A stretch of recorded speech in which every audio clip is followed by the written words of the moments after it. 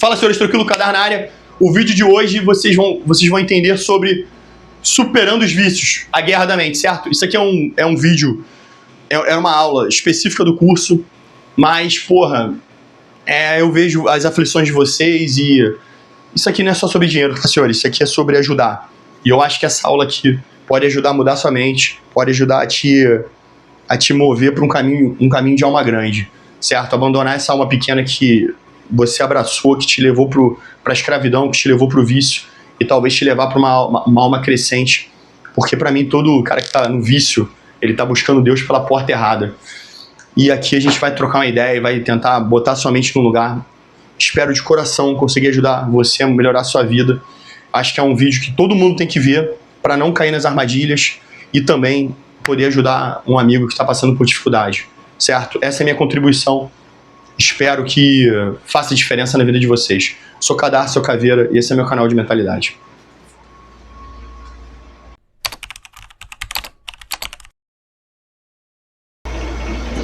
Fala, senhores, Tranquilo, Cadar na área. O vídeo de hoje a gente vai falar superando os vícios, a guerra da mente, certo? Cara, esse conteúdo, ele é exclusivo do curso, tá? São muitas aulas para eu poder bater isso no curso. Mas eu tenho recebido muita demanda, cara, de vocês sobre problemas com vício, tá? Problemas de como lidar. E aí já deixo o meu ponto claro, eu não sou médico, eu não sou psiquiatra, eu não sou psicólogo, eu só entendo de gente. E aí, com base nas minhas experiências, certo? Com base no que eu já estudei, eu vou te dar aqui um caminho que pode te ajudar. Mas você tem que levar isso aqui como se fosse a aposta de Pascoal. Sabe qual é a aposta de Pascoal sobre Deus? Ele fala o seguinte: se eu seguir Cristo e no dia da morte o reino prometido existir e eu seguir Cristo, eu irei acessar o reino prometido. Se eu seguir Cristo e na hora da morte não existir nada, como vocês aí pregam, eu terei tido uma vida digna. Então eu não perco em nenhum dos cenários. O que eu vou te ensinar aqui, senhores, tem base em neurociência, tem base em psicologia, tem base em biologia, tem base em experiência de vida. Não tem nada aqui que se você aplicar vai te fazer mal. Isso eu te garanto, tá? Mas é bom lembrar que eu não sou um médico, eu não tô aqui para tratar. Eu tô te dando um caminho que eu faria, se alguém próximo a mim chegar, eu ensinaria para poder ajudar. É como tudo aqui, senhores. É para tentar deixar as pessoas mais fortes. Todo esse projeto é sobre, essa vida que não tem manual, a gente tentar, através de um cara retardado que fala na frente da câmera num quarto com um quadro, ajudar as pessoas. Seria bom ter, equipe, ter cenário, mas é como eu posso fazer e é o que eu sei fazer. Então espero que te ajude. Deixa eu só... Cara, eu tenho que ficar com ar aqui, deixa eu só ver se eu mudo.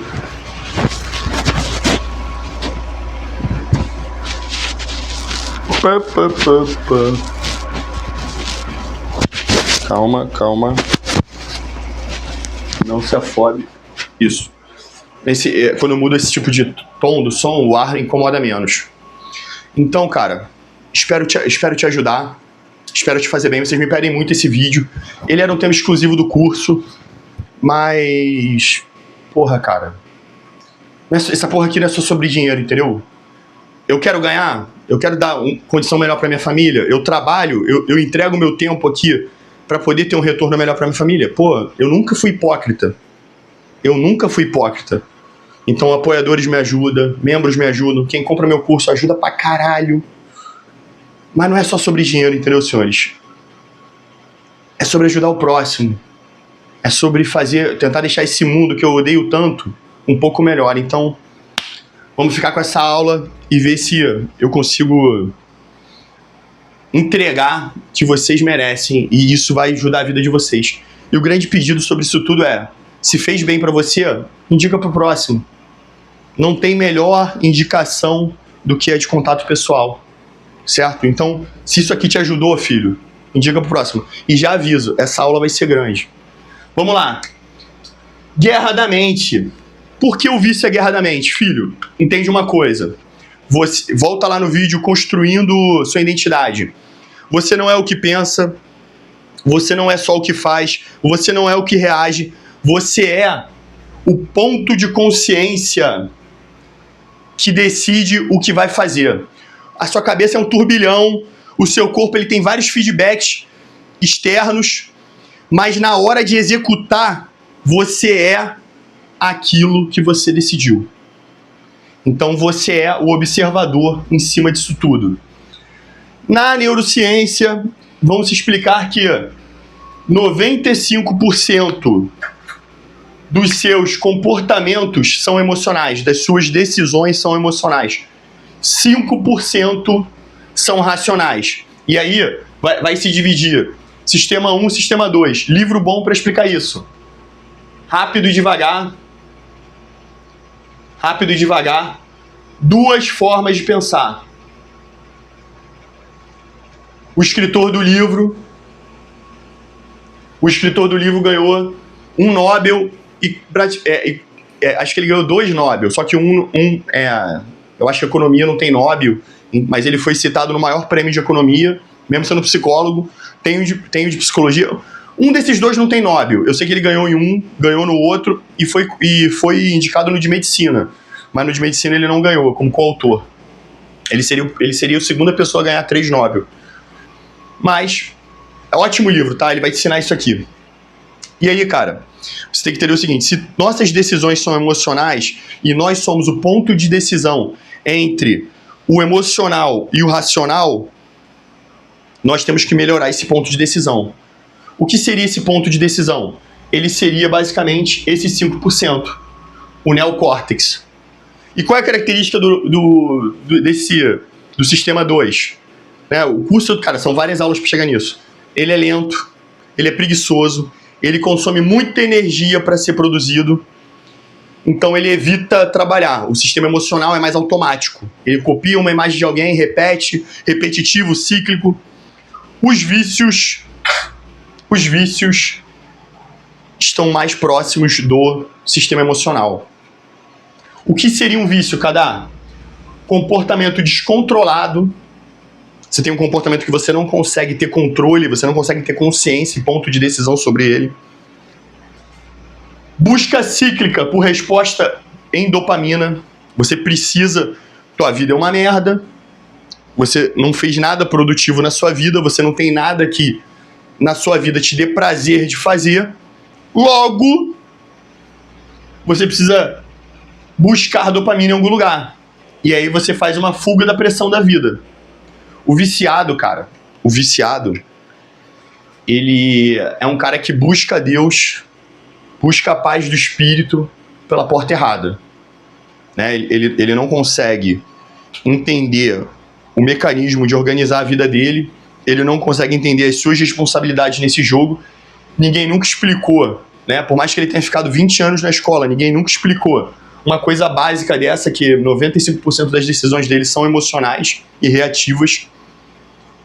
Então, ele não sabe como organizar isso. E aí ele vai buscar a satisfação pro caminho errado.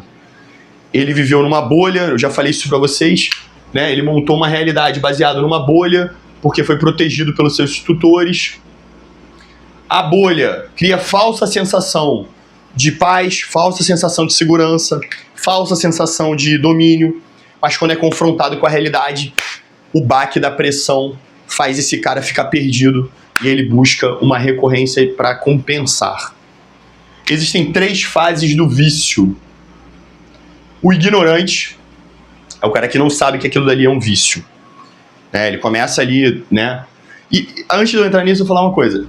São basicamente 4 tipos grandes de vício. O químico,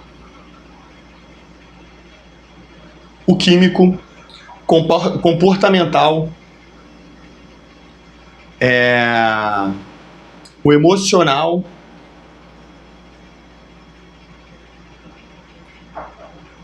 e... Porra, o último agora eu não tô lembrando, mas eu acho que é sobre sensações. Todos esses são vícios. Todos esses são dopaminérgicos. Todos esses deformam o teu cérebro. Por que o vício deforma o teu cérebro? Imagina, cara, que teu cérebro é um prédio cheio de janela. Cara, são apartamentos, né? Pensa assim, de forma bem resumida, tá, cara? Cada vez que você ativa um comportamento, você recebe satisfação e consegue comprar um desses apartamentos. Uma pessoa que tem uma vida sem estímulos, ele tem pouco apartamento no próprio cérebro. Muita parte pouco usada. Mas um cara que teve os estímulos corretos, né? Por exemplo, as crianças romenas, né? Teve um problema, né? Um ditador falou que tinha que ter muito filho para ter muito trabalhador. Aí incentivou a ter uma porrada de filho. Caiu a ditadura, meu irmão, o nego falou, cara, burrice, nego, 6 filhos, como é que a gente vai sustentar isso? O nego começou a largar a criança em orfanato à vontade. E aí, o que as pessoas fizeram? O orfanato ele era tudo mecanizado. Criança que chorasse não recebia atenção, criança que... E aí, a criança romena que não tinha estímulo de orfanato, ela tinha um QI sub-80, menos de 80. E a criança, né, que tinha uma vida normal, ela tinha quase 100. Por quê? Pouco apartamento comprado no próprio prédio. Deu pra entender? Falta de estímulo. Tem a debasta que você não tem. Mas pegou quando eu falei? Todo comportamento, ele compra um apartamento através da... Qual é a moeda? Satisfação. Você faz uma coisa bem feita, recebe satisfação. É uma chancela de comportamento, né? O comportamento ele é dividido. Gatilho,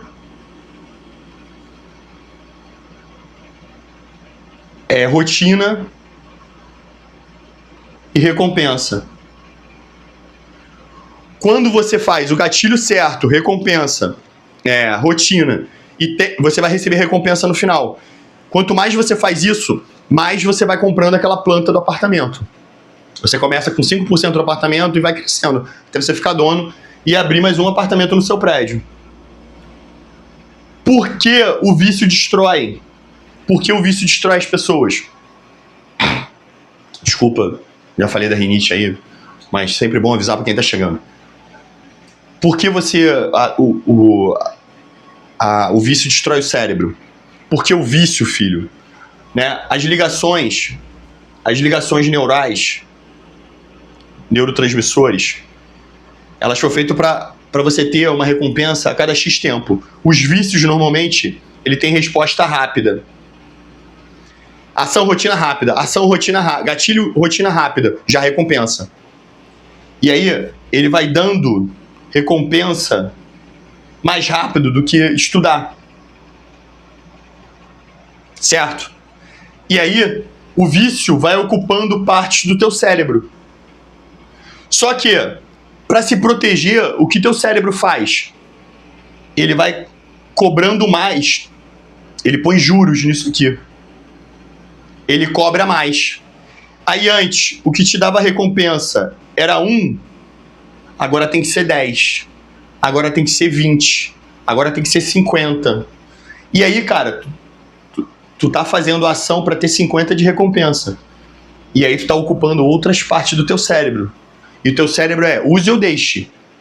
Se ele tá usando, ele tá estimulando. Você pode ver, sei lá, eu nunca fiz línguas, mas quem faz línguas tende a falar isso. Você pratica muito uma língua, né? Tu foi ganhando recompensa, ocupou um apartamento. Você vai deixando de praticar, teu cérebro vai jogando aquilo de lado. Ó, cara, a gente não tá usando, então o que é mais útil agora? O que é mais útil agora é que tá dando recompensa, porque a gente vive em busca da recompensa. O que tá dando? Porra, cocaína, masturbação, jogo. Então vai deixando essas coisas de lado. Vai deixando suas habilidades de lado. E aí, o vício, ele vai ocupando todo o espaço da sua vida. Chega um certo ponto que custa muito caro usar o vício. Então ele já está dominando quase tudo. E aí a gente tem 3 fases do viciado. O ignorante, que é o cara que não sabe que aquilo vicia ou ignora que isso não é para qualquer um. O iludido, que é o que acredita que está controlando. Eu acredito que isso... Né, eu cresci num lugar muito... Eu cresci numa vida muito pobre. E aí, cara, boa parte dos meus amigos, colegas, né, vamos dizer assim, eram usuários de alguma coisa. E... porra, quando tu ia conversar com o cara, pô, eu lembro de um moleque muito bom, cara. Um moleque muito bom. Ele que me ensinou, eu trabalhei em ciclo, foi ele que me ensinou a arrumar bicicleta, desempenar aro. Eu sei fazer tudo de bicicletas. Eu sei montar rolamento, caixa central, a direção da bicicleta, eu sei fazer tudo. Desempenar roda, montar aro. E ele que me ensinou tudo. O moleque da gente, ele era autodidata, ele era acima da média. Ele empinava a bicicleta, né? Tipo assim, e ficava 4 quilômetros andando com a bicicleta em uma roda só. O moleque era muito fora da curva, mas caiu no vício. E aí, ele falava pra mim, ele me chamava de menor, filhote. Qual é, filhote? Eu era o mais novo desses moleques aí. Qual é, filhote? Não tem vício não, pô. 18 anos, eu vou entrar pras Forças Armadas, eu largo essa porra, o caralho. Isso é só uma onda de agora, o caralho. Meu irmão, quando eu encontrei com ele, tipo, sei lá, 10 anos depois, o moleque tava moído,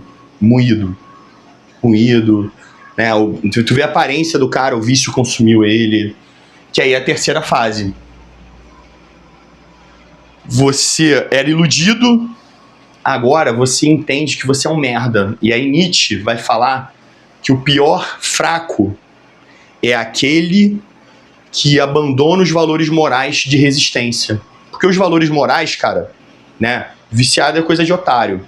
Mas aí, você, quando vira o flagelo, quando se autoflagela, você foda-se, eu sou um merda mesmo, minha vida é uma merda, eu sou um merda, aí tu se autopune. E aí, o pior disso é quando você entra numa comunidade de outros merdas e vocês meio que se apoiam em se manter na merda. Não, mas é justificável, começa a justificar o errado. O pior erro do fracassado é justificar seus erros. Quando o cara começa a justificar para não assumir a responsabilidade, ele tá na pior fase, filho. Ele tá na pior fase. E aí, às vezes, ele se junta, porque como ele tem aquela coisa que causa vergonha nele, se os pais dele descobrirem, né? Ou, sei lá, pessoas que ele respeita descobrirem, ele começa a se juntar com as pessoas que pensam e agem igual a ele, né? Porque aqui eu sou igual, aqui ninguém pode se apontar. E aí você cria uma subcultura nociva, né? Aquele pequeno câncer que vai destruindo o corpo inteiro. As pessoas que cultivam o erro, que porra, os caras são influenciadores ou são músicos, o caramba, e ele faz música, ele incentiva, influencia as pessoas a caírem nos vícios. Porra, eu acho isso uma puta imoralidade. Tá? Eu já recebi proposta pra ganhar dinheiro com bet, ganhar dinheiro com aposta. Pô, irmão, eu não entro. Um amigo meu, um moleque é brabo de computador. Um moleque é, tipo assim, programação, caramba, um moleque já foi pra Alemanha, já voltou. Ele trabalha, ele veio, quando ele voltou ao Brasil, ele só pegou cargo pica. Teve um emprego dele, que pra ele poder entrar, o Recursos Humanos teve que contratar um maluco da Inglaterra, que era o único cara que tinha currículo pra poder avaliar ele. Porque o currículo do moleque é fora do comum. E aí ele chegou pra mim assim, né, porque todo mundo que é fudido, cara, ele tá ganhando a vida dele aos poucos. Irmão, pensa, tipo assim, todo mundo que é fudido tem uma mente escassa, a gente pensa na recompensa. A gente é fudido, irmão. A gente pensa como ganhar dinheiro, como arrumar. Caralho, a gente só não pode. A grande parada é: o dinheiro não pode virar nosso Deus. O dinheiro não pode virar nosso. A gente não pode ser escravo disso. Eu falei isso com ele. Ele tem formação para criar uma bet. Sistema todo. Ele sabe fazer tudo aquilo. Com inteligência artificial, caralho. Né? E aí ele falou, pô, cara, o nego tá me chamando pra fazer, eu sei fazer, o caramba. Pô, daria muito dinheiro, caralho. Eu falei, pô, irmão. E aí, o que tu acha? Eu falei, irmão, tu é meu irmão, eu nunca vou te julgar. Quem julga é Deus. Mas eu vou te dizer o que eu faria. Eu não faço nada que eu tenha vergonha de contar pro meu filho um dia. Então, assim, todo mundo que eu dei tiro, todas as guerras que eu me meti, todas as confusões, cara que bateu em mulher que eu saí na porrada, tudo que eu fiz, cara, eu, antes de agir, eu penso, cara, se meu filho vê eu fazendo isso, ele vai ter vergonha e orgulho do pai. E isso pra mim, irmão, é uma trava pra não vacilar. Porque se deixar, irmão, todo mundo tem um monstro dentro de si. Todo mundo carrega, né? Ainda mais se tu vem de vida difícil, cara. É difícil o cara que vem de vida difícil, ele não ter ressentimento por algumas injustiças que ele sofreu. É muito difícil. Mas, porra, eu não posso deixar isso me guiar. Eu não posso ser igual a esse mundo merda que eu odeio. Então, eu tenho esse pilar, o que minha família vai pensar. Sabe? Tipo assim, meu irmão, eu tenho certeza, filho, que se eu fizer a maior atrocidade do mundo e eu chegar pra minha mãe e falar, ela vai justificar alguma coisa e vai me abraçar. Minha mãe é um anjo na terra pra mim. Mas eu sentiria vergonha de trazer essa vergonha pra ela. No curso do BOP eu ficava assim, meu irmão, minha mãe nunca vai ver o filho dela desistindo. E ela realmente não se importa com isso, mas é uma trava que eu me coloco pra não ser um merda. Porque o natural é ser um merda. O natural é ser medíocre. O natural é ser fraco. O natural é desistir. O natural é aceitar, se conformar. Eu não quero ser o natural. Eu não quero ser o comum. Eu sou maluco. Então assim, eu sou maluco. Eu acordo muito cedo. Eu sou esquisito. Eu sou ótimo. Ótimo. Eu não quero ser igual a todo mundo. Porque o todo mundo é um mundo merda. E eu tenho uma briga na minha cabeça. Por isso eu não tenho...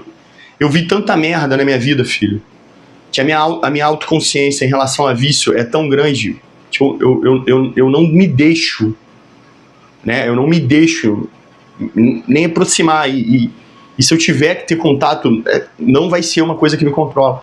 Eu sempre... por mais... Independente da fase da vida que eu tava, eu sempre tirei a quaresma para rejeitar alguma coisa que eu tava compulsivo. Eu tenho um cérebro obsessivo, isso é um problema meu. Né? Minha mãe, eu achava que meu pai era mais obsessivo, mas a minha mãe é muito obsessiva, e isso a vida me mostrou depois. E eu tenho esse cérebro obsessivo igual minha mãe. Se eu deixar o meu obsessivo me controlar, eu vou fazer merda. Então eu tenho que direcionar ele. Então eu sempre me obrigo, através dessas travas, em toda a quaresma, rejeitar alguma coisa que eu tô compulsivo. Se deixar, filho, eu sou todo compulsivo. Se for pra comer, eu como muito. Se for pra beber, eu bebo muito. Se for pra jogar, eu jogo muito. Então, assim, eu baixei um jogo Injustice 2, pra poder esperar a Gabriele no salão. Irmão, em 3 meses eu tava disputando ranking nacional. Eu tava na melhor equipe de liga. E eu tava, porra, meus personagens eram muito fortes, o caramba. E eu acordava 5 horas da manhã pra poder fazer as raids. Aí depois voltava 2 da manhã.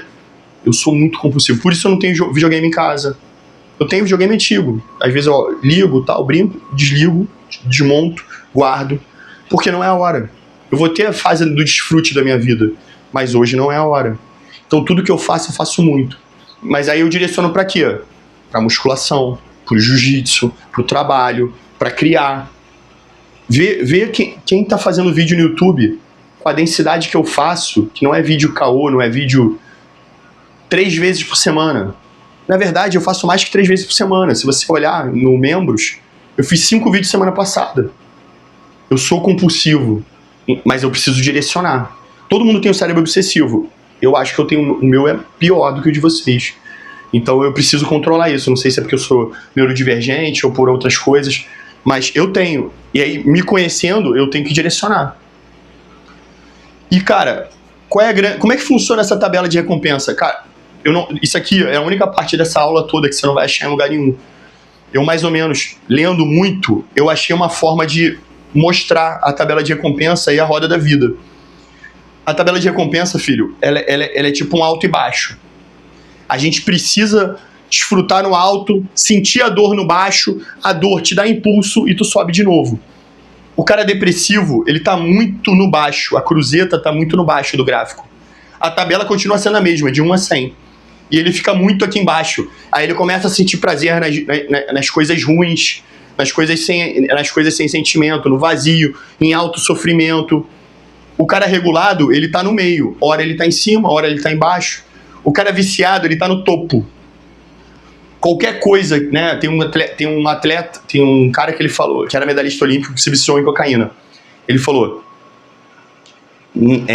uma medalha olímpica não é tão foda quanto o primeiro pico da droga.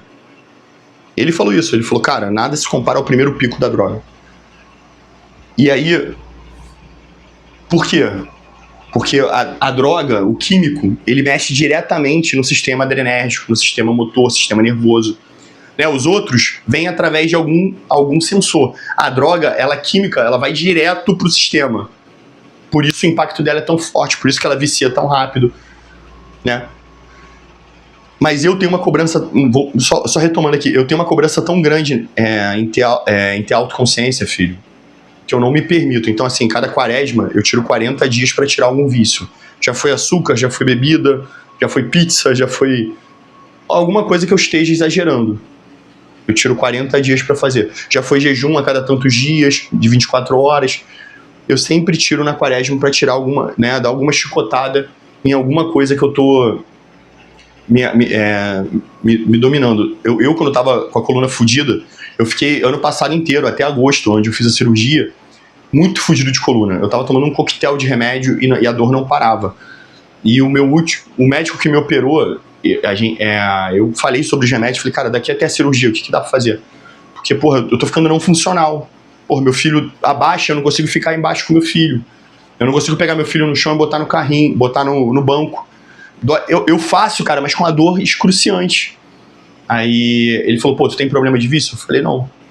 Ele me deu morfina. Eu fiquei tomando morfina durante 4 meses. Todo dia tomando morfina. Filho, fiz a cirurgia, parei de tomar. Parou de sentir dor, parei de tomar. Eu bebo, quem já bebeu comigo, né? Eu derrubo uma garrafa de uísque, uma garrafa de tequila. Né, tudo que eu faço, eu sou exagerado. Mas eu não perco a consciência. Eu passo mal, mas eu não perco a consciência. Você não me vê descontrolado. Eu fico rindo, caraca, brinco, baixa pressão, mas eu tenho tudo aquilo que me tira a consciência, eu me afastaria. Mas eu consigo controlar minha consciência muito forte, porque eu tenho essa cobrança muito grande de não me perder. Por tudo que eu já vi na vida, filho.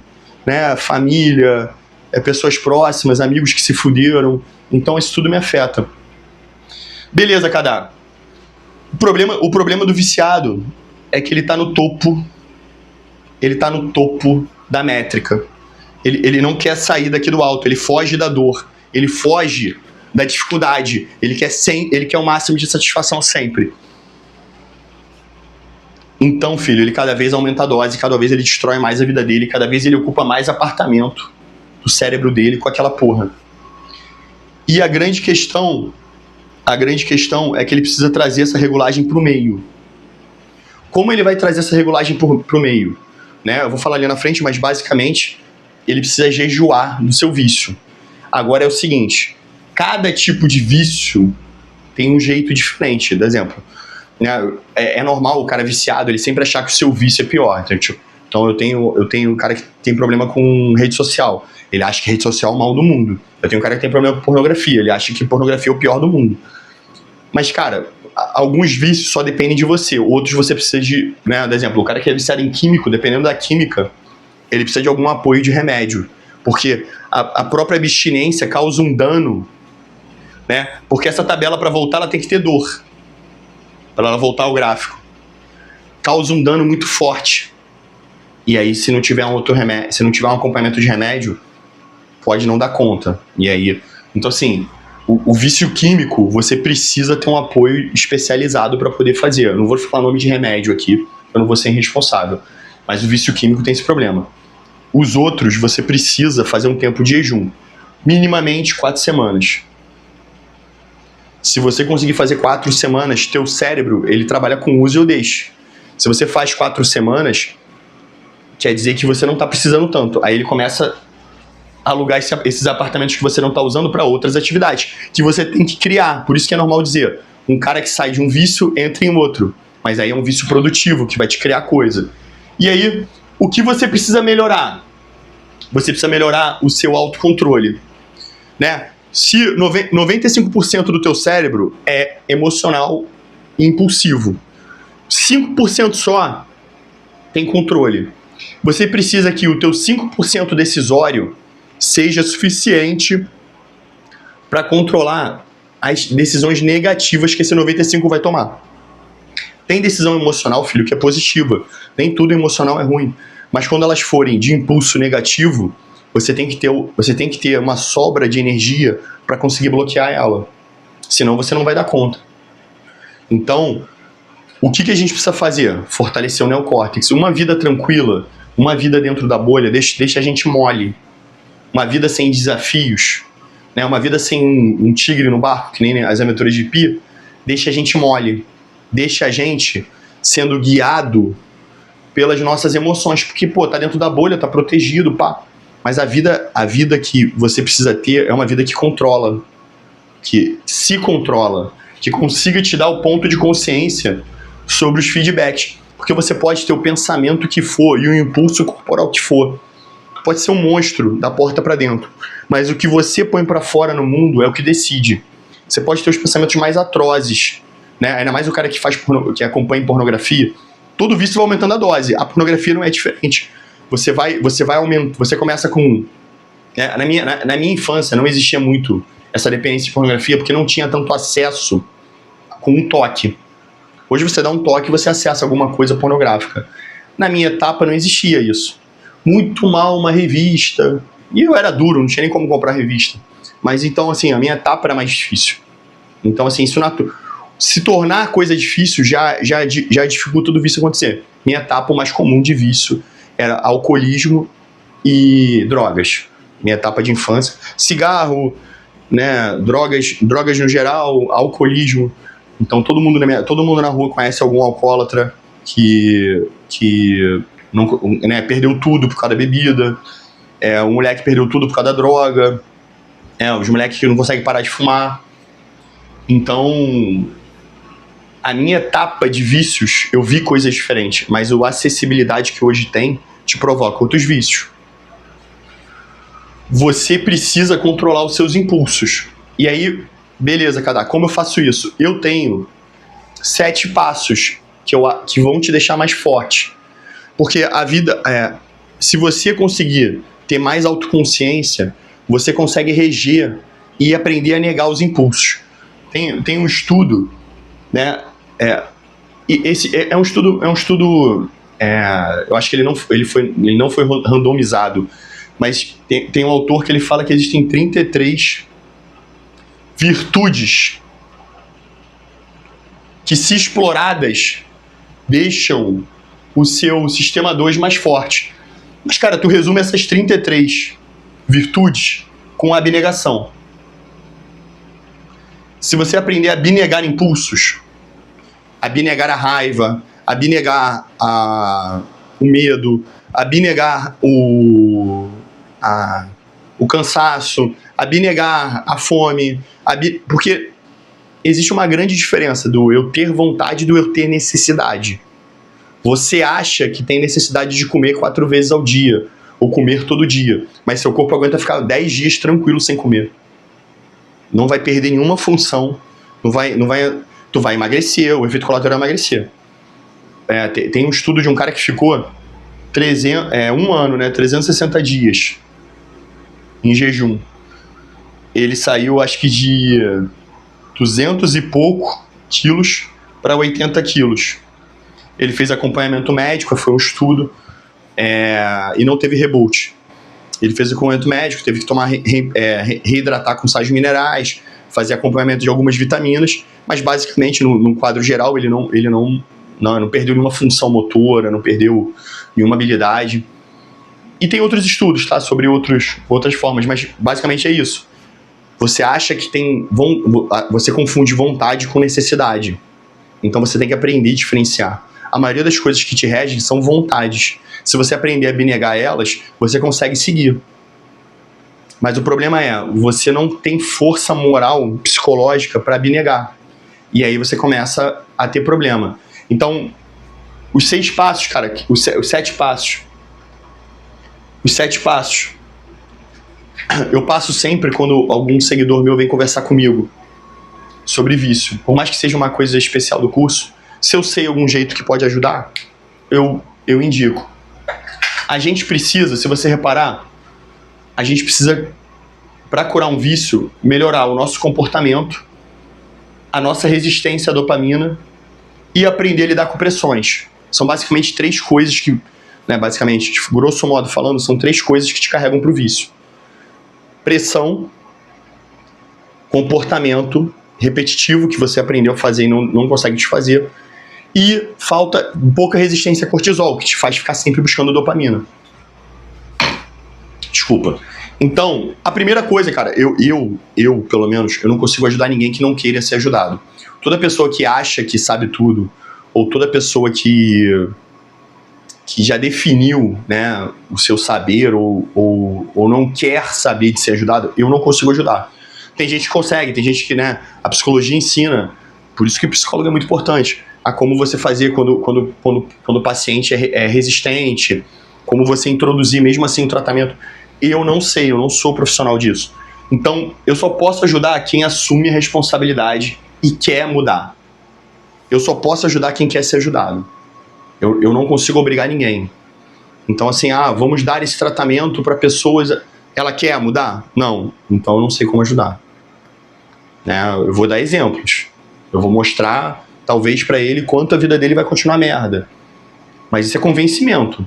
Eu preciso que ele aceite. Se ele não aceitar como verdade, se ele não aceitar que ele precisa, ele não consegue mudar. Eu já tive uma pessoa muito próxima de mim que tinha problemas mentais. Que acontece com todo mundo, pode acontecer com todo mundo. Mas a pessoa não aceitava. Então eu não conseguia fazer nada. Eu precisei ter um episódio crítico para usar o episódio crítico para fazer a pessoa mudar um pouco a vida dela. Ajudou, melhorou a qualidade de vida, melhorou muita coisa. Tem muita coisa para melhorar, mas a pessoa já entende. Eu precisei de um episódio para poder fazer, eu não consegui fazer antes. E é uma pessoa que eu amo. Então, assim, a primeira coisa, a pessoa tem que querer, ela tem que assumir a responsabilidade sobre a vida dela. Ela tem que entender que tudo aquilo que acontece na vida dela é responsabilidade dela. Não é de fulano, não é porque é a droga, não é porque o Zuckerberg não desativa teu Instagram. É porque você não se controla. É porque você não sabe lidar com pressão. É porque você tá sempre fugindo do desafio. É porque você não quer encarar a realidade. Que tá tudo em você. Se você entende que tá tudo em você, filho, há como melhorar. Mas se você continua achando que a culpa é dos outros, é o caminho do fracassado. Porque os outros a gente não consegue mudar. Eu não vou conseguir fazer o Zuckerberg mudar o tipo de... a regra do Instagram. Eu não vou conseguir fazer até tento. Dou uns tiros neles às vezes. Os traficantes parar de vender. Mas se o cara não quer mudar, não consigo mudar ele. Entendeu? Ele tem que primeiro aceitar que ele quer mudar. Ele aceitar a responsabilidade. Segundo ponto, tenha um cenário de vergonha. Tenha um cenário de peso. Seja de algum episódio que você já passou ou que você imagina que vai passar. No livro no livro Nação Dopamina. Nação Dopamina, a psicóloga, ela pega uma garota que era iludida, que ela dizia que não era viciada. Fumava todo dia, usava canabidiol todo dia. Fora o canabidiol, ela usava outros Lexotan, outros remédios. Por quê? Quando você está no topo da dopamina, teu corpo cria dores para simular que você precisa de dores para ter o prazer. Em um dado momento do vício, filho, você está tão no topo da dopamina que não tem como mais ter dopamina. Aí o teu corpo cria formas de causar dor para você sentir necessidade de buscar o vício. Então todo viciado, em um dado momento, quando ele bate o topo, o corpo dele fica criando angústias para ele, com as angústias, buscar o impulso da dor. Então essa garota, ela dizia que ela não era viciada, mas ela precisava do canabidiol para controlar a ansiedade, para controlar isso, para controlar aquilo, que na verdade eram causados pela própria droga. Era um efeito, né, vamos dizer assim, fantasmagórico que a droga causava para fazer ela sempre buscar a droga. Né, já que você não se move pelo prazer, porque já não está te dando mais prazer, eu vou te causar dor pra você se mover pela dor. Porque o teu cérebro tá viciado, tá repetitivo, tá obsessivo nesse objetivo. Porque ocupou muito apartamento.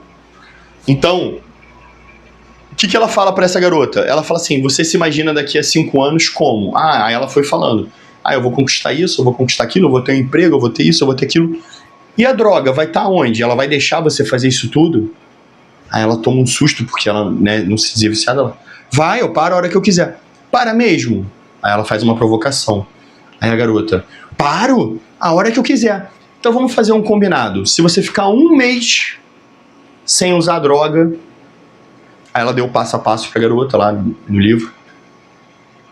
Eu falo pros seus pais que você não precisa mais da sessão. Aí a garota fica resistente, não sei o que.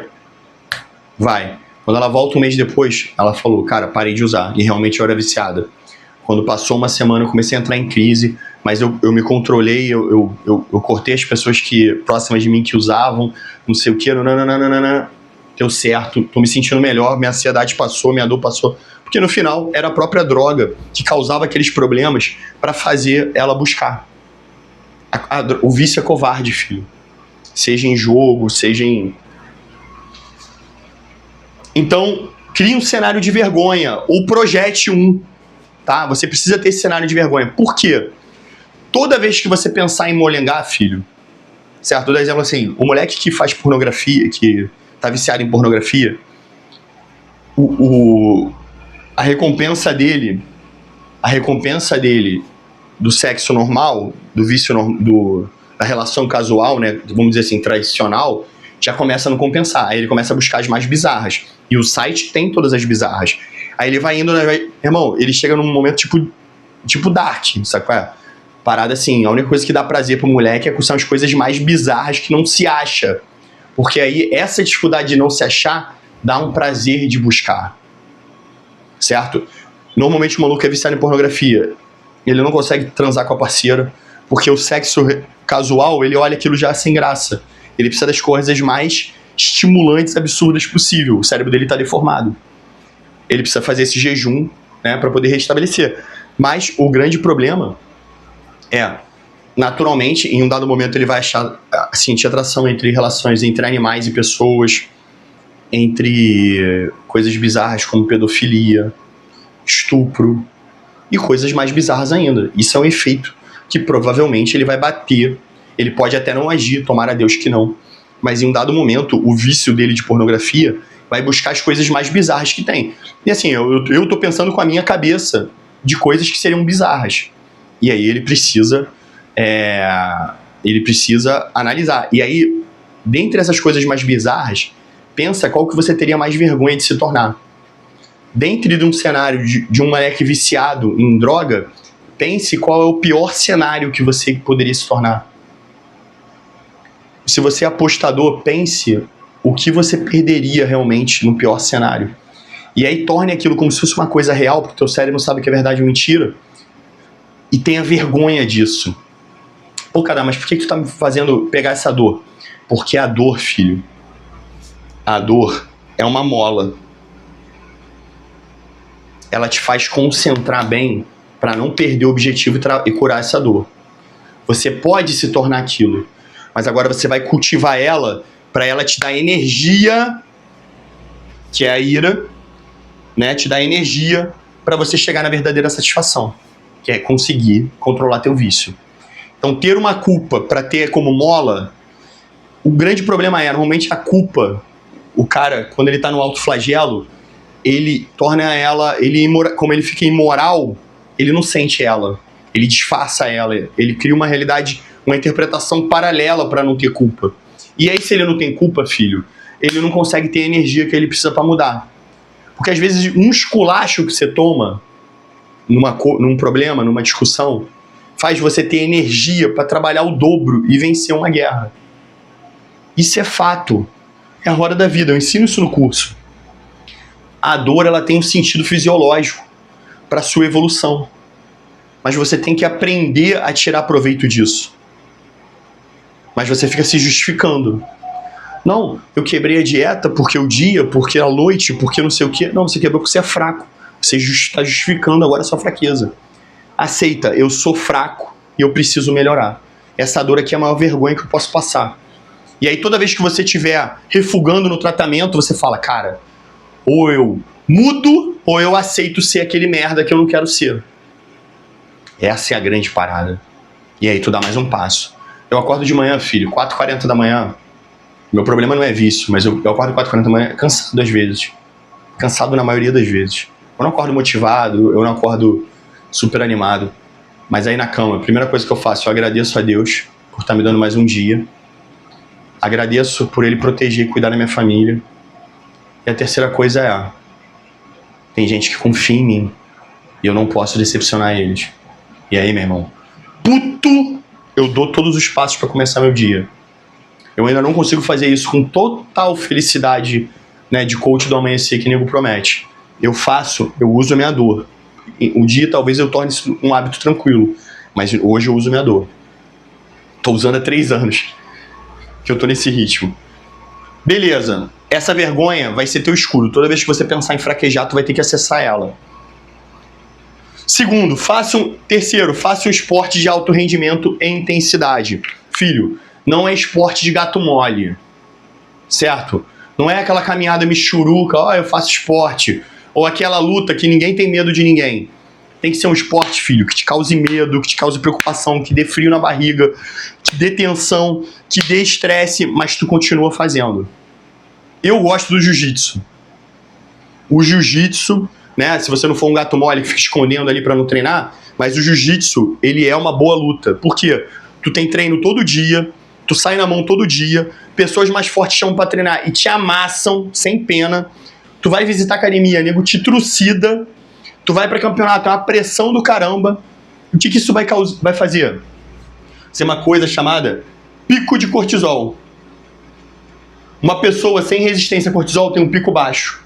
Uma pessoa que já fez tipo COESP tem um pico alto. O que isso quer dizer? Quer dizer que para eu perder o controle, eu preciso de um estímulo de cortisol muito grande. Mas eu não tenho como fazer COESP. Não precisa. Faça um esporte de alta intensidade. Corrida. Mas tem que ser um esporte, filho, que dê teto preto, que dê cansaço, que quando você olha o desafio assim, tu fala, caralho. Né? Por exemplo, eu odeio correr. Eu tenho muita dificuldade de corrida. Eu tô fazendo cardio todo dia. Minha intenção é, depois que minha coluna estabilizar, eu voltar a correr, né? Que pra mim é um desafio correr. Então, se me desafia, eu tenho que fazer. Isso me deixa saudável, me desafiar. Mas, porra, eu ia correr às vezes 10 km, filho. Eu falo assim, caralho, eu não tô bem pra hoje. Porra, isso não vai ser bom. Mas eu tenho que correr. Tá vendo? Eu ignorei todas as vozes da minha cabeça e fiz o que tinha que fazer. Isso vai aumentando o meu pico de cortisol. Aquele pequeno cortisol já não é suficiente pra me parar. Tem que ser mais. E aí, uma atividade de alta intensidade vai te ajudar com isso. Mas tem que ser um esporte, filho, que dê sangue nos olhos.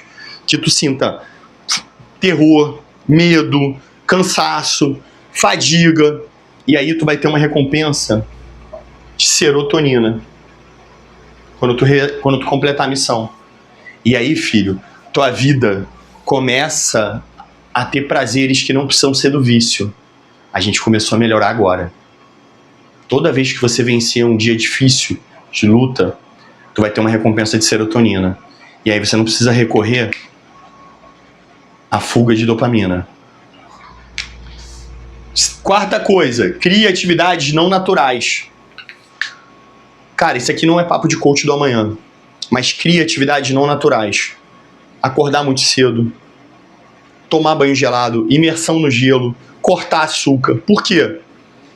Acordar na hora que quer, tomar banho só quentinho, fazer jejum, comer tudo que quer a hora que quer, tudo tem que ser docinho. Essas coisas te deixam mole. Por quê? Porque tá te dando recompensa de dopamina toda hora. E aí você fica dependente delas.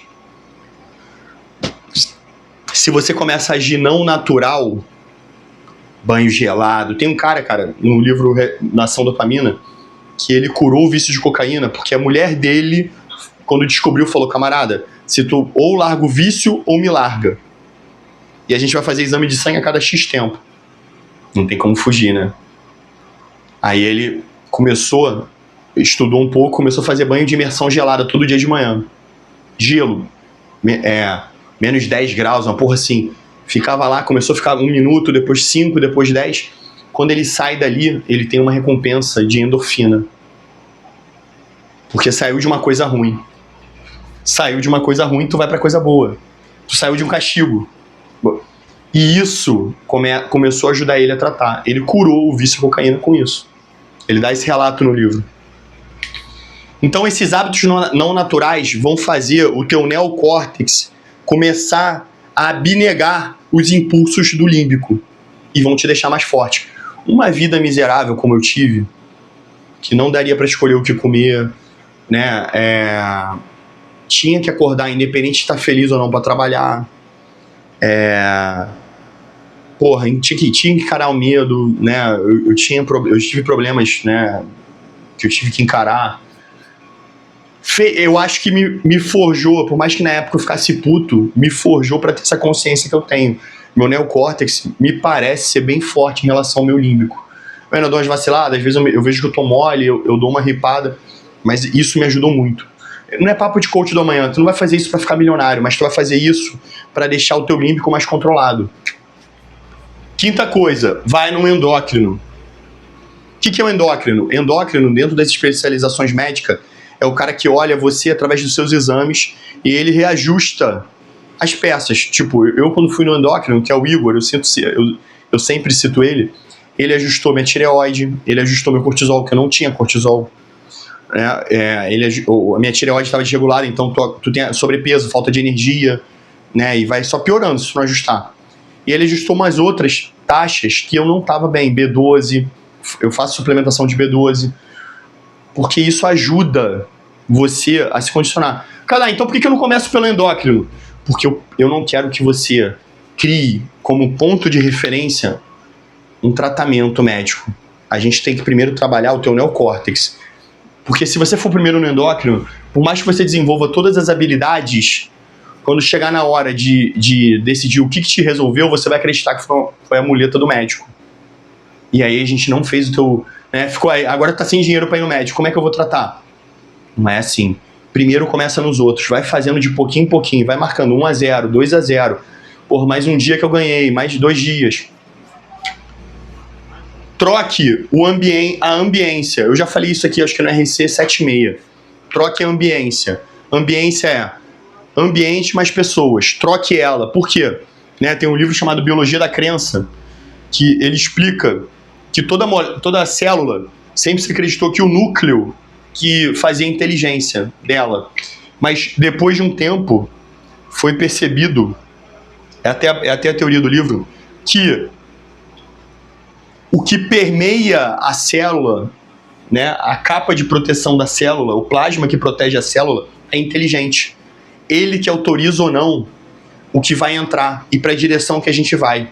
Um núcleo é só um processador que recebe a proteína que é autorizada a entrar, devolve a que precisa sair, né, dá força para ir para aquela direção. Então, o nosso ambiente, as pessoas que fazem contato com a gente definem a gente. Então, se você anda com 4 otários, você é o 5º. Se você anda com 4 milionários, você é o 5º. Essa é a grande parada, entendeu? Então, troque essa ambiência. Pessoas que te influenciam, pessoas que apoiam o teu vício, ambientes que o teu vício é tolerado. Troque tudo, filho. Troque tudo. Pô, deixa eu te falar, não, irmão. Prioridade, eu preciso cuidar da minha vida. Depois a gente volta a se falar. Se afasta, filho. Se for relacionamento, rompe o relacionamento. Se for amizade, corta a amizade. Se for local, troque o local. A ambiência vai te influenciar muito. Então agora que você está trabalhando para ficar mais forte, não deixe a ambiência te afetar. Você é 95% emocional.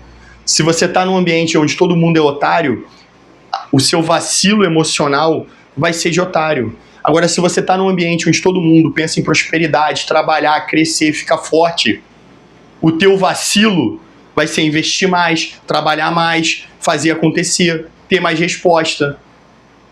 O teu ambiente vai definir você, filho. Infeliz, você pode lutar por um tempo, mas é mais fácil trocar o macaco de árvore do que trocar a árvore de lugar. Então, não seja um cara que fica tentando, né, como um paladino, mudar o ambiente. Faz a tua parte, filho. Se abasteça de pessoas que são produtivas, que são probas, que vão te dar incentivo, que dizem a verdade pra você. Ser amigo não é apoiar você fazendo merda. Ser amigo é apoiar você pro caminho certo. E às vezes é esporro. Eu tenho certeza, filho, que quando você chega lá no meu direct e eu pego vocês no esporro, muitas vezes eu fui mais amigo do que os caras que você conhece há 20 anos. Que nunca te jogaram na cara que tu é um mimado. Que tua mãe penteia, que tu ainda anda de bicicleta de rodinha. E aí, porra, aí tu fica puto comigo. A culpa não é minha, filho. Eu tô falando o que você me perguntou. Eu não fui até você pra te dizer que você tá errado. Eu não vou atrás de ninguém, cara. Quem chega até mim, eu tento ajudar. Quem me procura pra ajuda, eu ajudo conforme eu aprendi. Posso não ser o melhor método, mas eu só falo de coração. E por isso que eu sou tranquilo. Eu não fico, né, não deixo, me atento muito pra não ser um moleque, pra não me influenciar por tomada de decisão, não faço por interesse, porque por mais interesse pra mim seria fazer média pra vender curso, fazer média pra manter seguidor. Não faço, filho, eu quero o teu melhor, independente se eu vou ter seguidor ou não. É o que eu queria que fizessem por mim. Tem um propósito. Filho, quem sabe onde quer chegar, e aí um apoiador até que me ensinou isso, para não facilitar, nego tá pintando meu prédio, e agora chegaram aqui na minha janela. O guarda não tem paz, né, meu? Eu sempre tive essa frase como Victor Frank. Quem tem um propósito, quem tem um porquê, suporta todo como, né? Independente de como acontecer, esse cara vai suportar, porque ele tem um porquê. Victor Frank, ele em dado momento do livro, lá no Holocausto, quando ele estava pensando em desistir, ele pensava que ele podia pegar toda aquela experiência que ele vivenciou e ensinar outras pessoas. Aí ele mentalizava ele dando aula, ensinando as pessoas como, né, com a logoterapia, como o propósito pode sustentar uma vida. E aí aquilo não fez ele desistir, os dias mais difíceis. Ele também pensa na esposa, que ele não sabe que está morta. Mas quem falou essa frase foi Nietzsche, né? Nietzsche falou muito antes, foi um membro, né, que está lá no grupo dos apoiadores, que falou comigo. E eu não sabia, realmente eu não sabia. Depois eu fui procurar saber e vi que Nietzsche também falou essa frase. Você precisa ter um propósito. Né? No RC80 eu falo isso. No RC80 eu falo isso. Você precisa saber onde quer chegar, filho. Você tem que mentalizar onde você quer chegar. Peça como crer, como se existisse, né? Fala na Bíblia. Creia naquilo e caminhe em direção àquilo. E o teu cérebro, que é adaptativo, ele vai ajustando as mazelas, ele vai te dando força. E aí, filho, eu te digo por mim, tá? Eu tô caminhando aqui num projeto que eu quero que dê melhor condição para minha família. Eu digo, não me custa nada no meu processo de crescer, de fazer dinheiro, né? Que é o que vai dar estabilidade para minha família, eu ajudar os outros. Todo dia que eu faço parte do meu propósito é um dia que eu sou mais leve. Eu recebo dopamina, eu recebo minha endorfina, a serotonina funciona, me dá sentido pra vida. Por mais que às vezes é duro, ó. Acordei 5 e pouco, molenguei 40 minutos pra conseguir sair de casa, porque eu tava muito moído, tô vindo de uma gripe, olha, ver que minha voz tá estranha. Treinei duro, cheguei, tomei só um café, tô em jejum ainda. Tô dando a aula, que eu acho que vai mudar a vida dos outros, isso. Daqui pro trabalho, chegar de noite com meu filho, esposa. Porque como é que tu faz pra sustentar isso tudo? Tem um propósito. Tá muito claro pra mim onde vai dar pra chegar. Quantas pessoas eu vou conseguir ajudar no processo. Vai ser muito maneiro pra mim quando meu filho conseguir entender que o pai dele, por mais que seja um cara que vacile numa porrada de coisa, tá lutando pra fazer um mundo melhor. Pra ele, quando vê isso aqui, caralho, às vezes, cara, eu tenho a profissão que eu escolhi. Eu posso ter que morrer, cara. E aí? E aí tá tudo certo. Faz parte do contrato. Se é o que precisa para a obra de Deus seguir, eu pago minha etapa. Mas meu filho vai ter todos os ensinamentos que o pai dele deixou. Tá tudo para ele. Entendeu? Vai ter coisa pra caramba, vai ter amigo pra caralho. Quando vê o meu filho, vai falar: cueca, caroto, tu é meu. Tá tudo certo, pô. Cheguei até aqui, eu já sou grato pra caralho. Se Deus permitiu eu continuar, se eu estiver fazendo, né, tiver missão pra mim ainda, graças a Deus, pô. O propósito é muito tranquilo. Isso me abastece, filho. Isso me abastece do cansaço. Isso me abastece de caminhar no deserto. Isso me abastece de não desistir. Tô há 4 anos remando nisso aqui. Como é que dá conta? Eu tenho um propósito. Eu falei, os caras que chegaram por dinheiro, que vieram do mesmo, né, ritmo que eu, falei, vão cansar pelo caminho. Que não dá pra segurar só pelo dinheiro. Eu tô pelo propósito. Isso é o que me sustenta. Então, filho, esses são os 7 passos. E aí a grande questão é, para você começar a modificar teu cérebro, que é neuroplástico, você precisa de pelo menos, né, segundo a literatura médica, 4 semanas de jejum do seu ato compulsivo obsessivo, né, do seu toque, ou do seu vício, ou do jogo, sendo as 2 primeiras de dor e abstinência. As 2 primeiras vão ser as mais doídas. E aí, né, eu não botei aqui, mas se eu botasse um 8 aqui, se puder, filho, tem um tutor. Precisa ser não necessariamente um médico, mas alguém que realmente se importe com você e que você se importe com a pessoa, do que ela vai falar, do que ela vai dizer. Porque às vezes você tá tão moído, filho. Você tá tão moído, né? Você já tá tão no alto flagelo que você não se importa mais nem de viver nem de morrer, sabe? Tu já aceitou que tua vida é uma merda. E às vezes tem um tutor, pode ser um pastor, pode ser um padre, pode ser um amigo que seja de verdade, pode ser seu pai e sua mãe, mas alguém que tome sua consciência, te faça só obedecer até você aprender a andar sozinho, pode te ajudar muito, tá? Nesse processo. Não é um agente fiscalizador, filho, mas o Alcoólicos Anônimos tem o padrinho, né? Você liga pro padrinho todo dia que você tá ruim. Então, assim, o grande jogo para dar um plus é às vezes ter alguém que tenha moral, que você respeite ou que você aceite opinião. Isso vai te ajudar, pode te alavancar muito. E também, filho, procure médicos, né? Procure tratamento, Isso aqui são coisas, filho, que independente de ter vício ou não, se você aplicar, tua vida melhora. Porque se você fica menos impulsivo, filho, você fica mais racional. Se você fica mais racional, você aprende a controlar o seu dinheiro, a controlar os seus gastos, a controlar os seus erros, a controlar suas fraquezas. E aí a sua vida naturalmente prospera. É uma aposta muito clara quando o pastor prega a Bíblia.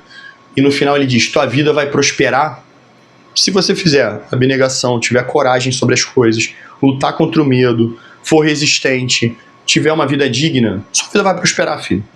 É uma espiral virtuosa que só cresce. Então, quando ele fala isso, é a aposta mais certa do mundo, se fizer isso, tá? Independente se você acredita em Deus ou não. Se fizer isso, tua vida vai prosperar. Se você fizer esse passo a passo, tua vida vai melhorar. Por mais que talvez eu não consiga, talvez, dependendo da tua condição, curar teu vício, mas vai melhorar. Pode ter certeza, aposta de Pascoal. Vai melhorar. E aí, busca o plus, pô. Tem recurso, vai no médico, psicólogo, terapeuta. Isso vai te ajudar. Certo, senhores? Encerro aqui. Espero poder ajudar na vida de vocês. É de coração, tá? Falo aqui de coração. Não tenho... vocês não me devem nada. Mas se isso aqui te ajudar, ajude o próximo. Indica pra alguém. Fala pra um amigo que tá com problema. Às vezes essas porrada de coisas que o cara fala, uma dá o clique que muda a vida de alguém.